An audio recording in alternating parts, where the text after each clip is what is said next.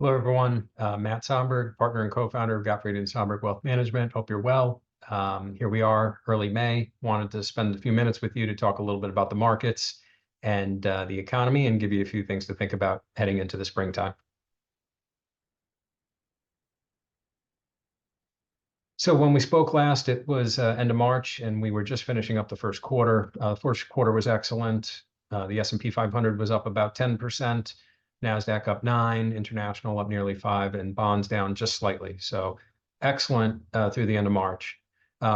April was a very poor month for stocks and bonds. The inflation data that came out in April showed that inflation was not subsiding. In fact, it was moving higher. And because of that, the expectation clearly became that the Federal Reserve was not going to be cutting interest rates anytime soon. And so stocks and bonds sold off during April. The first couple of weeks of May have been much better. Corporate earnings after the first quarter have been quite good. And so that has sort of propelled the market a little bit higher here in May. But April was certainly a down month. On a year-to-date basis, meaning here we are in early May, S&P up 8, NASDAQ up nearly 8, international up 4, and bonds down about 2% for the year. So this slide here shows how quickly expectations have changed relative to where interest rates are headed. The blue line goes back to December of 2023 and shows what the market anticipated or what investors anticipated would happen to interest rates in 2024. And you can see that in 2024, investors initially expected 6 quarter-point interest rate cuts to happen in 2024, starting in March. This orange peach line shows sort of updated expectations as of now. We haven't had an interest rate cut yet. And what this shows is that at the moment, market and investors think that maybe we'll have 2 quarter-point cuts, one in September and one in December. So a significantly different environment now in May compared to where we were 6 months ago in terms of where the investors thought interest rates would be headed. In terms of where the growth of the stock market has come from, with the S&P being up 8% on the year, you'll recall last year this term, the Magnificent Seven, really 7 companies, all of which are either involved in or stand to benefit from artificial intelligence. Those 7 companies comprise 16% out of the 26% S&P 500 return last year. So really some concentration and leadership. This year, there's continued concentration. The headline's a little different. The headline says chips and weight loss, which is typically not a headline that you would believe if you see. In this case, chips is semiconductor chips, and the weight loss stems from the great growth that Eli Lilly, the drug maker, has had with their popular GLP-1 drug. So year to date, there's still concentration. We've got 8 companies. A couple are different. Broadcom, which falls under the chip category. Berkshire Hathaway, which is Warren Buffett's company, and Eli Lilly. Those 3 are new. The other 5 still remain. And those 8 represent 6% out of the 8% market gain. So again, we have concentration this year from just a handful of companies. Where the gain's coming from by sector, pretty much everywhere. There's 11 sectors of our economy. 10 out of the 11 are positive on the year. The one that's down is real estate. Publicly traded real estate stocks are down, and that's primarily due to the fact that interest rates are not going down anytime soon. There can often be an inverse relationship between interest rates declining and real estate, publicly traded real estate stocks moving higher. Since interest rates are not declining, the opposite has actually occurred. Real estate stocks have gone down on a year-to-date basis. In terms of the economy and the consumer, the United States economy is massive. It's a $27 trillion economy, but 2/3 of that economy is comprised by consumer spending. So the consumer is a very important part of the American economy. You can see here that the consumer can spend on services and goods, and the orange line shows us services and the blue lines show us goods. And you can see there's still an ongoing increase in what the American consumer is doing. Very tough to slow the American consumer down. And part of that is because unemployment remains very low. The unemployment rate remains below 4%. This is the longest stretch that we've had with unemployment going back to the Vietnam War. So if you want a job, you can probably find one, especially with the summer coming up.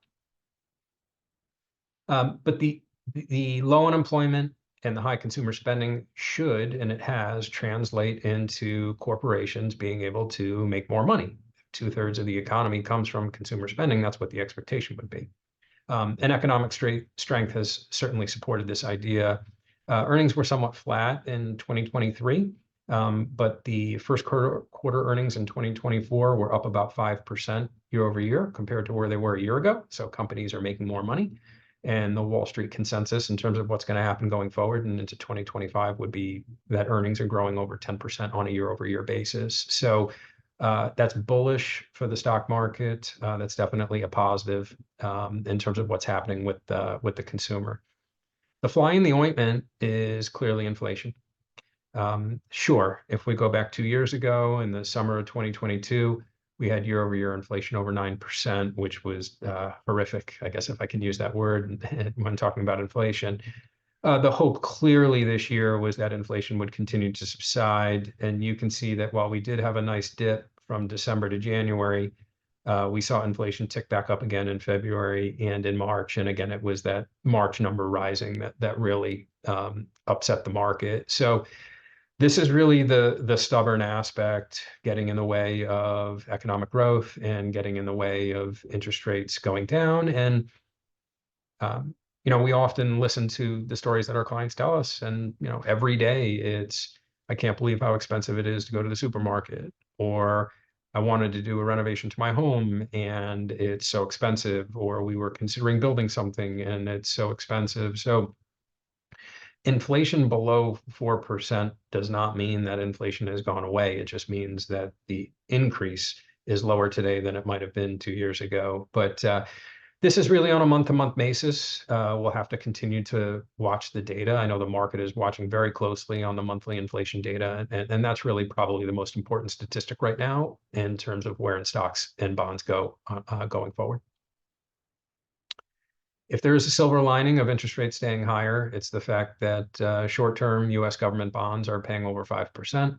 And if short-term U.S. government bonds are paying over 5%, it means you can probably find a money market fund that's paying over 5%, since most money market funds, or many money market funds, are comprised of U.S. government bonds. So you can achieve a 5% rate of return in short-term government bonds and in money markets, and that is potentially a silver lining of interest rates staying where they are.